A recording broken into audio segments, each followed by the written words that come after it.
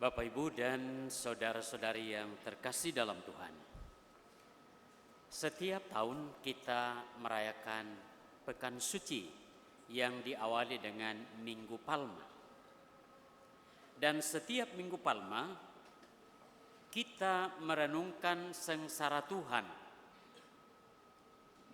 Dan yang menarik adalah awalnya Yesus disambut sebagai Raja. Namun kemudian ia diadili, ia dihukum sampai wafat di salib.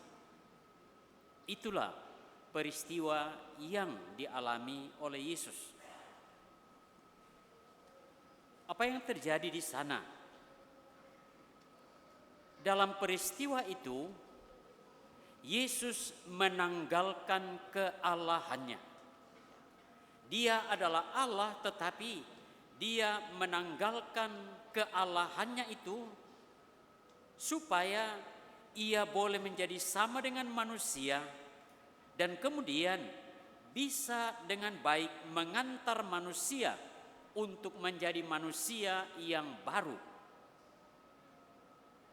Menanggalkan kealahan berarti ia melepaskan dirinya, mengosongkan dirinya untuk menjadi seorang manusia, bahkan seorang hamba. Mungkin sedikit kita beri contoh. Di zaman modern ini, tes untuk diterima di dalam suatu perusahaan tidak selalu lagi dengan sangat formal. Mungkin pernah menyaksikan ada pemimpin perusahaan yang akan memberi tes kepada calon-calon pegawai, lalu ia menjadi security pada perusahaan itu. Dia menjaga pintu perusahaan itu. Lalu kemudian datanglah orang-orang yang akan melamar pekerjaan. Dan di situ dia sebagai satpam yang menanggalkan dirinya dari pimpinan perusahaan bisa mengenal siapa-siapa yang melamar dan karakter atau orang mana yang cocok dipilih menjadi pegawai perusahaan itu. Sehingga tidak perlu tes macam-macam, tetapi lewat tindakan, lewat perbuatan yang dilihat langsung oleh pimpinan perusahaan, kemudian ia bisa menentukan siapa yang menjadi yang terpilih. Bapak, Ibu, yang saudara-saudara terkasih, memang kita tidak bisa membandingkan Yesus dengan pimpinan perusahaan, tetapi Yesus yang menanggalkan kealahannya justru masuk ke dalam kehidupan manusia. Dan dalam kehidupan manusia ini dia bisa mengangkat, membawa manusia yang berdosa untuk masuk ke dalam hidup yang baru. Baru-baru saya lihat bagaimana siapa lagi gubernur Jawa Barat itu, Kang Deddy Mulyadi, ya. Pada suatu saat dia kemudian naik mobilnya, ya, tentu saja mobil yang cukup bagus. Saya tidak mengatakan mobil bagus karena dia tidak membeli mobil baru, ya. Mobil yang cukup bagus, naik kemudian diantar oleh sopirnya. Di salah satu jalan dia melihat ada seorang bapak tua, renta, miskin. Di sepedanya ada jualan-jualan kecil. Lalu dia mengajak sopirnya supaya berhenti. Dia turun dari mobil, menyapa bapak tua itu, ngobrol. Akhirnya Bapak Dedi ini mengajak bapak ini supaya dia yang naik di atas mobil, karena akan menuju ke arah yang sama. Dia yang naik ke atas mobil, nanti saya yang bawa sepedamu, kata Bapak Dedi. Bapak ini ragu-ragu, ya, tidak berani, tidak mau. malu dan seterusnya. Tetapi karena pembicaraan sungguh akrab, istilahnya masuk, chemistry-nya ketemu, ya. Lalu bapak ini naik di atas mobil, duduk di kursi di mana bapak gubernur itu duduk. Lalu kemudian jalan, dan kemudian bapak Deddy Mulyadi ikut di sampingnya dengan mendayung sepeda di mana ada barang-barang jualan. Dia menanggalkan jabatannya, dan dengan menanggalkan jabatannya dia bisa berkomunikasi dengan baik dengan bapak itu. Sekali lagi, kita tidak bisa membandingkan Yesus dengan peristiwa ini. Yang mau kita lihat adalah bagaimana orang menanggalkan dirinya supaya ia bisa masuk dan diterima, kemudian membawa orang itu kepada rencana dan kehendak, misalnya kehendak Tuhan itu. Bapak, Ibu, dan saudara terkasih, kita kembali kepada Yesus. Yesus yang mengalami kesengsaraan. Di dalam kesengsaraan itu sungguh menyakitkan. Menyakitkan bagi Yesus, menyakitkan bagi mereka yang mengikuti Yesus. Tetapi di dalam peristiwa yang sangat menyakitkan itu, Yesus justru menunjukkan hakikat kealahannya yang tadi dia tanggalkan. Tetapi hakikat kealahan itu sungguh bermakna luar biasa bagi pengikut-pengikutnya, dan mudah-mudahan bagi kita semua. Salah satu hal yang bermakna adalah adanya kata-kata pengampunan dari Yesus.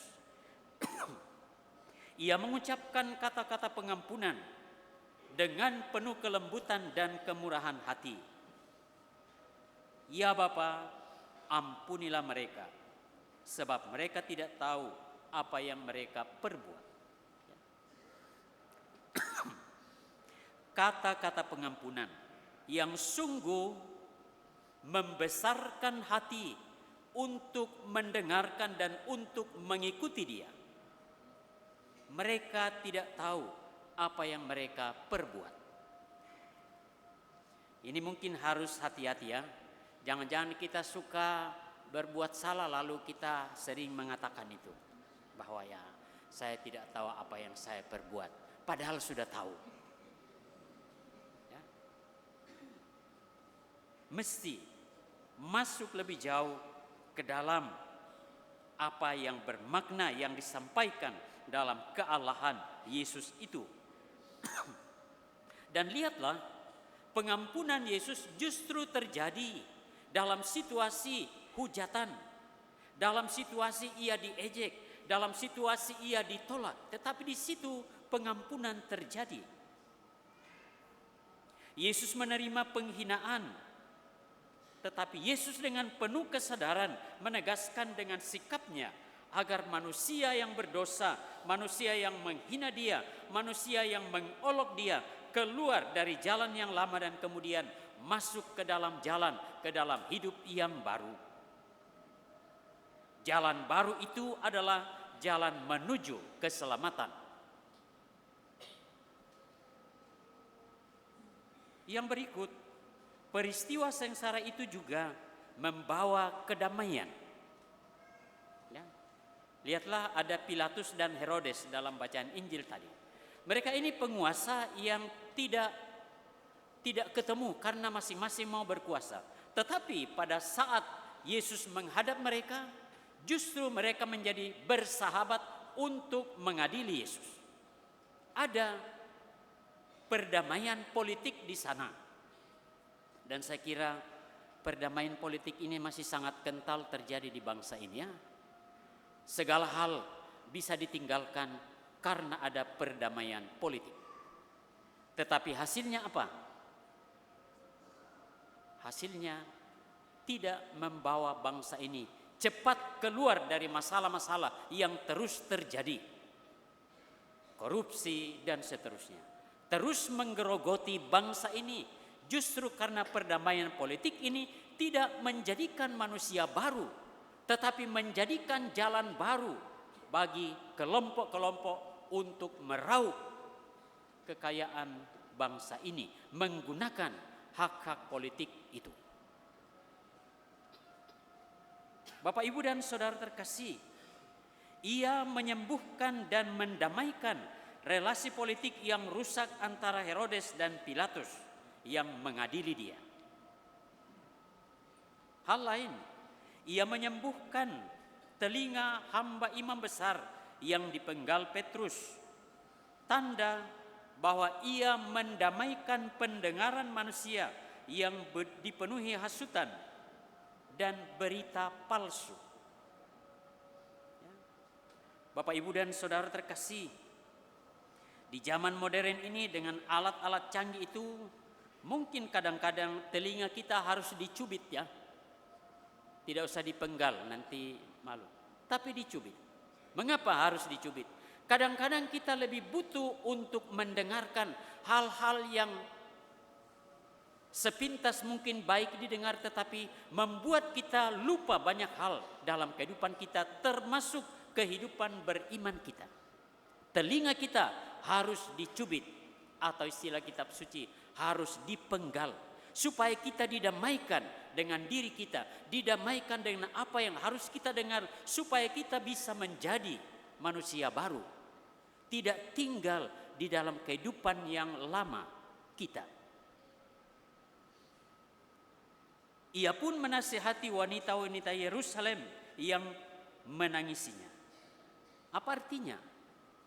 Artinya Yesus peduli bagi sesama itu jauh lebih bermakna daripada menangisi Yesus. Peduli bagi orang lain, peduli bagi lingkungan hidup kita, sebagaimana tema aksi puasa kita, pertobatan ekologis. Pada tanggal 10 yang lalu saya ambil bagian memberikan penerimaan sakramen tobat pada anak-anak SMP Raja Wali. Ini saya tidak sebut namanya ya. Dan banyak dari anak-anak ini, dan ini saya pikir hal yang baik dan baru dan perlu dikembangkan. Banyak dari anak-anak ini mengatakan sebagai bahwa itu dosa kalau kita membuang sampah di sembarang tempat. Itu dosa. Saya pikir ini bagus. Itu dosa. Dan kalau dipikir lebih jauh, memang kalau kita tidak menghargai, tidak memelihara, tidak menjaga alam ini menjadi alam yang baik yang sudah dihadiahkan oleh Tuhan kepada kita, lalu kita jatuh dalam dosa. Kita tidak memelihara hal-hal yang baik yang Tuhan sudah sediakan bagi kita.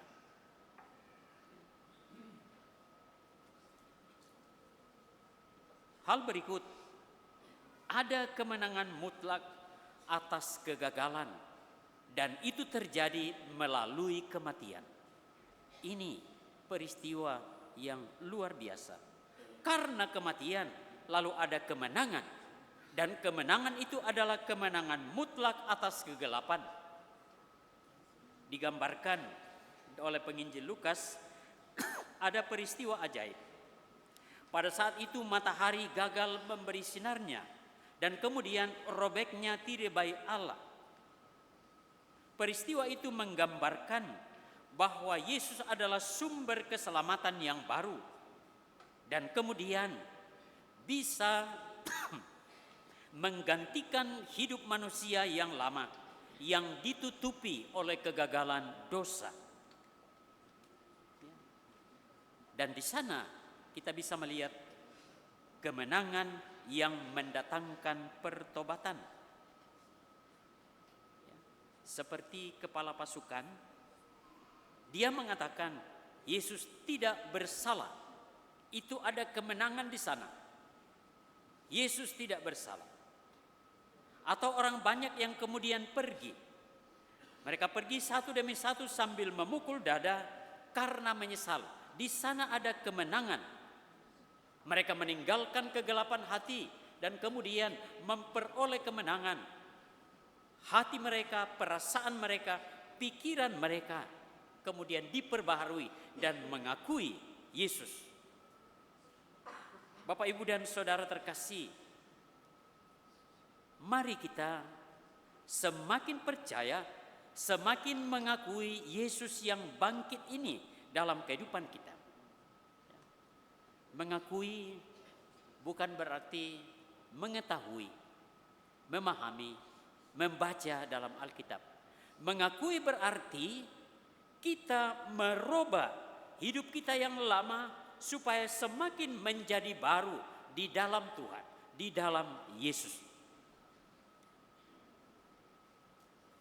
Oleh karena itu Bapak, Ibu, dan Saudara terkasih, sengsara ini bermakna iman. Dan moga-moga dalam pekan suci ini kita semakin mengalami dan memahami kesengsaraan hidup kita sebagai manusia lama, dan kemudian kita didorong oleh rahmat Tuhan sendiri memperbaharui hidup kita menjadi manusia baru. Dan pada saatnya nanti kita boleh merayakan Paskah kebangkitan Tuhan, kita sungguh menjadi baru di hadapan Tuhan dan di hadapan sesama. Semoga demikian. Amin.